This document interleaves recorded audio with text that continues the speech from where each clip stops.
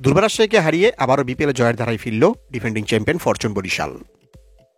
অন্যদিকে সিলেটের মাঠে সিলেটকে হারিয়ে জয়ের ধারা অব্যাহত রেখেছে গ্লোবাল সুপার লিগের চ্যাম্পিয়ন দল রংপুর রাইডার্স। তো চলুন বেশি কথা না বাড়িয়ে এক নজরে দেখে নেই বিপিএলের দশম ম্যাচ শেষে পয়েন্ট টেবিলে কোন দল কোথায় অবস্থান করছে। বিপিএলের পয়েন্ট টেবিলে একেবারে তলানিতে নেমে গেছে ঢাকা ক্যাপিটালস। এখন পর্যন্ত তারা 3 ম্যাচ খেলে জয় পায়নি কোনো, হার 3 ম্যাচেই।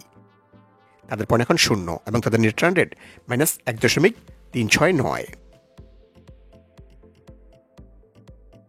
বিপিএলের পয়েন্ট টেবিলে 6 নম্বরে রয়েছে সিলেট স্ট্রাইকার্স। এখন পর্যন্ত তারা 2 ম্যাচ খেলে তারাও জয় পায়নি কোনো, হার 2 ম্যাচেই। তাদের পয়েন্ট এখন 0 এবং তাদের net run rate -1.209। BPL point টেবিলে 5 নম্বরে নেমে গেছে দুর্বার রাজশাহী। এখন পর্যন্ত 4 ম্যাচ খেলে তারা জয় পেয়েছে মাত্র 1 ম্যাচে, হার 3 ম্যাচেই। তাদের পয়েন্ট এখন 2 এবং তাদের নেট রান রেট -1.771।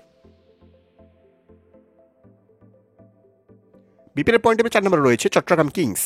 এখন পর্যন্ত তারা 2 ম্যাচ খেলে জয় পেয়েছে 1 ম্যাচে, হার তাদের 1 ম্যাচে।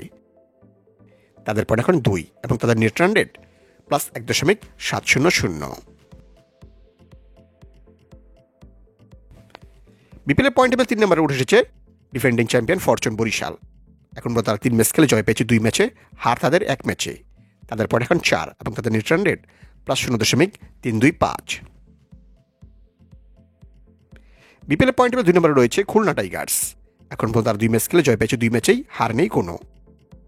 তাদের পয়েন্ট এখন 4 এবং তাদের নেট রান রেট +1.425। এবং বিপিএল পয়েন্ট টেবিলে যথারীতি 1 নম্বর স্থানটি ধরে রেখেছে রংপুর রাইডার্স। এখন পর্যন্ত তারা 4 ম্যাচ খেলে জয় পেয়েছে 4 ম্যাচেই, হার নেই কোনো। তাদের পয়েন্ট এখন 8 এবং তাদের নেট রান রেট +1.731।